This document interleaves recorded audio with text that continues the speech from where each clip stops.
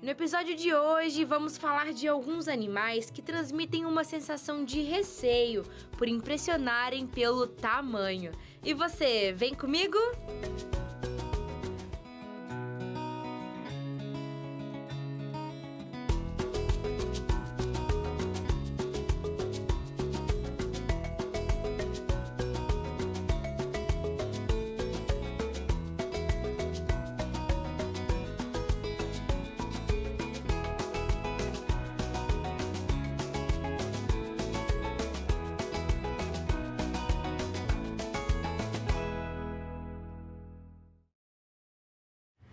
O maior canídeo das Américas tem 85% da população aqui no Brasil. Típico da região centro-oeste, é inconfundível por sua pelagem laranja avermelhada. O lobo-guará ele é um canídeo, né? Possui essas patas bem avantajadas, né? Esse aspecto meio corcunda, que acaba assustando algumas pessoas. Um dos animais símbolos da fauna brasileira habita em áreas abertas de campos e dificilmente é encontrado em florestas. Apesar deles serem animais que também têm hábitos alimentares diversos, né? Se alimentam de frutas, verduras, legumes e carne, né? São animais que, mesmo inseridos nesse ambiente natural, não oferecem risco ao ser humano. Tá? Então são animais que ficam bem no lugar deles e não costumam causar nenhum tipo de problema para os seres humanos. Os alaranjados nascem com uma pelagem preta, que vai clareando conforme o crescimento. São solitários e têm uma média de vida de 12 a 15 anos. E melhor sentar com a notícia que eu vou te dar agora. O lobo-guará não é um lobo e nem uma raposa. Uma espécie que chegaria próximo desse lobo-guará seriam os cachorros do mato. O animal representado na nota mais alta do Brasil é uma espécie monogâmica e, acredita, eles caçam sozinhos e geralmente entre o pôr do sol e a meia-noite. Com relação aos tamanduás, das espécies silvestres, nós temos 3 espécies de tamanduá, que são os tamanduás bandeira, o tamanduá mirim e o tamanduaí, né? Sendo o maior deles o tamanduá bandeira. Né, são animais que se alimentam basicamente de cupins e formigas, né, e dependem de grandes quantidades de cupins e de formiga para se nutrir. Ao caminhar, uma espécie específica parece sempre estar carregando uma bandeira. E que bandeira, hein? Formada por longos pelos em tons mesclados de marrom, com cada um em torno de 30 centímetros de comprimento. Essa cauda ainda serve como um cobertor que está sempre sob a cabeça dele na hora de dormir. Os tamanduás bandeiras são mamíferos, né? São animais de médio a grande porte, podendo ultrapassar ali facilmente os 30 a 40 quilos.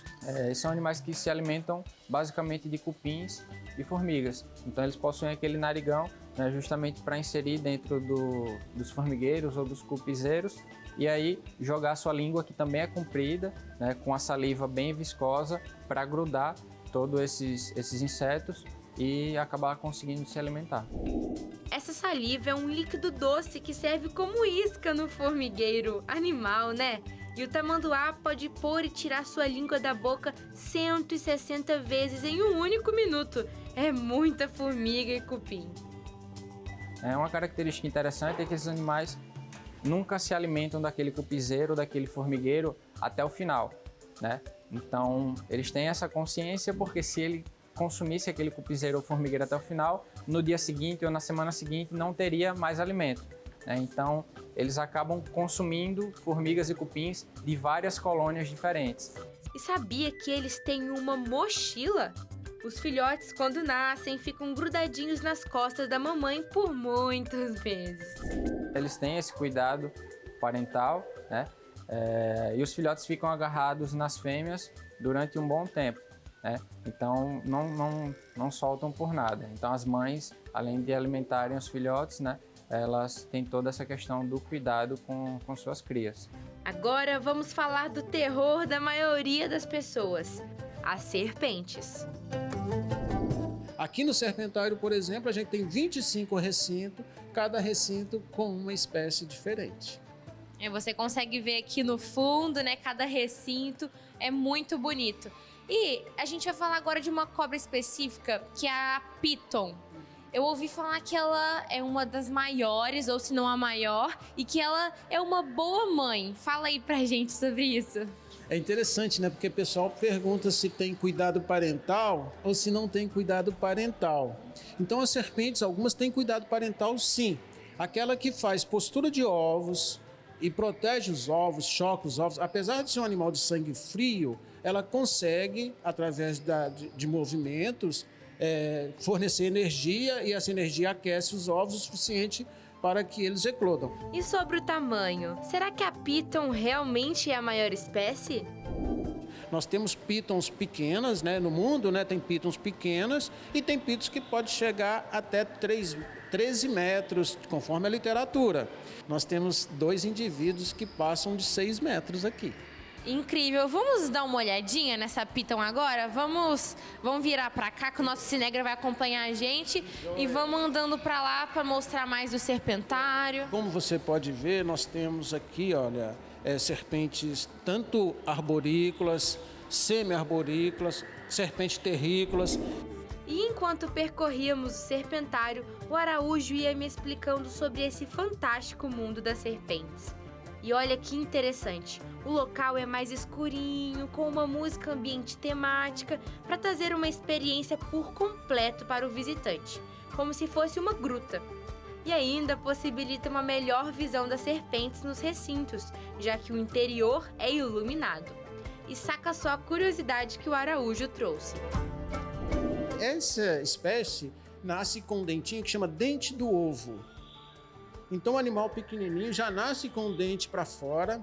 E como que ele faz para nascer? Dentro do ovo, ele movimenta a cabeça para lá e para cá, ele corta o ovo, ele rasga o ovo para depois nascer. E assim que você me der a oportunidade, eu vou capturar uma Piton Molurus bivitatus albina. E nessa hora, deu aquele nó na barriga.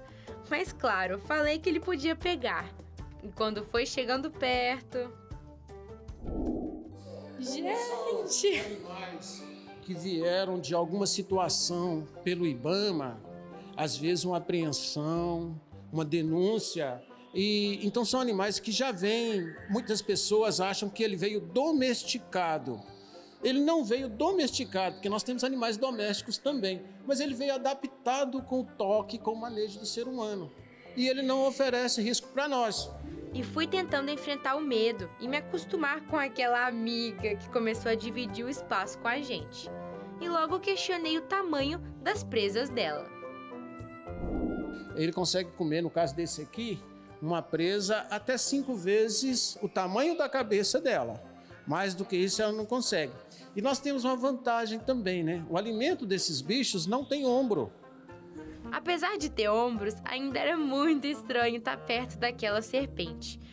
E eu continuava tentando entrevistar o Araújo, mas ela não estava dando trégua não. Toda hora queria chegar perto de mim. E é uma serpente que não é peçonhenta. Ele não tem veneno. Apesar de ter uma dentição chamada áglifa, todos os dentes voltados para trás, são 4 fileiras em cima, 2 fileiras embaixo. A dentição é para segurar a presa e ele trazer o corpo e fazer a constrição e matar por asfixia. Agora, interessante que não quebra ossos, porque imagina se um animal desse quebra um osso... pode ficar... Confesso que não é peçonhenta, mas, gente, dá aquela aflição que a gente não tá acostumado a ver, né, Araújo? Então, ficar perto dá aquela aflição, assim, ó, principalmente quando a cabeça vai chegando. E que aflição, viu? Os primeiros minutos ali foram desafiadores, mas aos poucos fui me acostumando, tocando nela, sentindo a textura e, por fim, não é que eu tive coragem?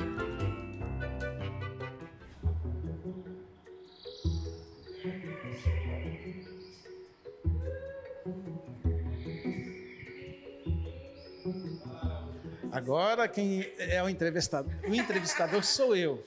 Sara, o que você está achando do aspecto? Como que é essa sensação, primeira vez tocando no animal? Olha, gente, ela faz muita força. Eu não quero soltar pela ali na minha cabeça. Pode soltar? Pode soltar, ela não vai.